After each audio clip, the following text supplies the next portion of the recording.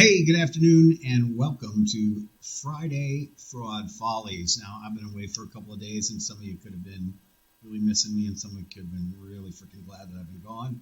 Either way, I'm back, and I thought I would take a little time to introduce my new segment called Friday Fraud Follies, where we take a look at some scams in the marketplace, because those are always fun to uncover. So I'm going to start by showing you a purchase agreement. Let me move my little dude over here. That way I can move that. So this is a two-page, very undetailed seller agreement or purchase agreement that was made between Everglobal in Vietnam and a company called Nuoam Financial Consultants Private Limited. The name sounds familiar. We'll get back to that. Run by a guy named Mr. Karen Judge, represented by him. Anyway, Everglobal, for those of you that don't know it, is owned or co-opted, I guess, with a larger company called Precious Mountain out of Taiwan that's run by a gentleman named Raymond Lau. And this agreement was done just back in February on the 21st, and it was done for 30 million boxes of blue nitrile, probably best known as Superior. So Superior is made by Everglobal, or it used to be, but they stopped importing it a while ago, and Raymond had come on LinkedIn and told people that they did that because of all the fraud that was going on, because there had been, in the beginning of the pandemic, offers of millions and millions and millions of these gloves, and quite honestly, Everglobal is not that big of a factory in Vietnam, but nice factory nonetheless. So anyway, on February 25th, this agreement was supposedly done for 30 million boxes of Superior to Nuoam Financial Consultants and Mr. Karen Judge.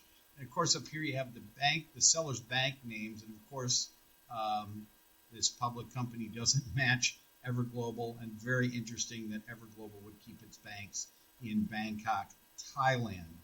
Super interesting. Anyway, the rest of this is mysteriously blank, all the way down here to the signature and chop of Raymond Liao. So, and Raymond, if I'm pronouncing that wrong, I'm really sorry. But anyway, so I happen to know Raymond Liao. He and I are LinkedIn connects. I'd like to say buddies. I don't know if he'd say that. But he's come to my rescue and come to my aid sometimes when I've asked him or asked people or challenged people about the Superior brand.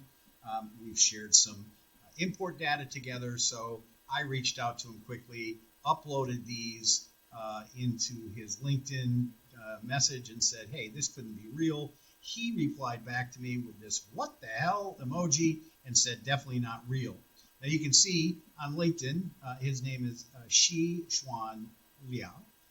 And again, I could be butchering that. But he wanted to point out to me that his English name is Raymond Liao. His Chinese name is Shi Chuan Liao.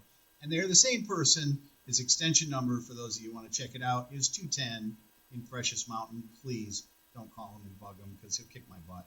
But anyway, so this 30 million deal that was being passed around as a seller's agreement with some weird bank account in Thailand is certainly not legitimate, and any Superior gloves or Everglobal gloves that are being associated with the seller's agreement is questionable at most. But that's not all, because then it struck me that I had seen an SGS report done for an exorbitant amount of V gloves, which we all know is a major counterfeit topic on LinkedIn, because apparently they also make hundreds and hundreds of millions of these gloves, which they don't. They only have about 38 lines, and most of them are latex.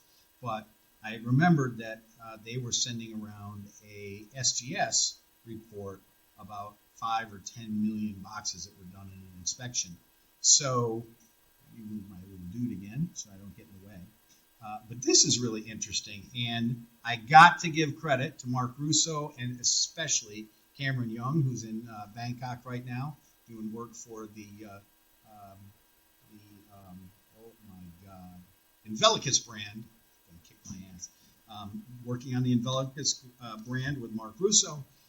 And he was the one that tried to help me unredact some of these black marks. Normally my PDF editor will grab this stuff, but it wouldn't. And while he was looking at it, he noticed that it looked eerily familiar to him, and he pulled up a SGS report from October 20th of 2020, or October 16th, that he had claimed, and rightfully so, had been floating around in the early days of the late days of last year with a 20 million glove inspection, and it was notoriously labeled as a fake. And so we looked at them, and at first blush, there was some interesting similarities. So I grabbed them both and pulled them both up on the screen side by side, and I said, wow, this is interesting. Number one, it's got the same inspection numbers on the top of each one. This one was done in October of 2020. This one was done on February 22nd, just of this year. And lo and behold, this Nuoam Financial Consultants Private Limited again shows up, which is interesting. And here they are again. This is the buyer for these. The inspection date was on the 19th. And of course, it was not done at the factory, which is pretty much impossible because SGS will only do inspections at factories now. But crazy enough is, don't these pictures look almost identical? I mean, almost identical to the point where they're freaking identical. So that was page one, and then we just started looking more at it. Of course, they had the same exact minor, 8 minor issues with them and no majors. They both had the C problems on remark 1 on both of these.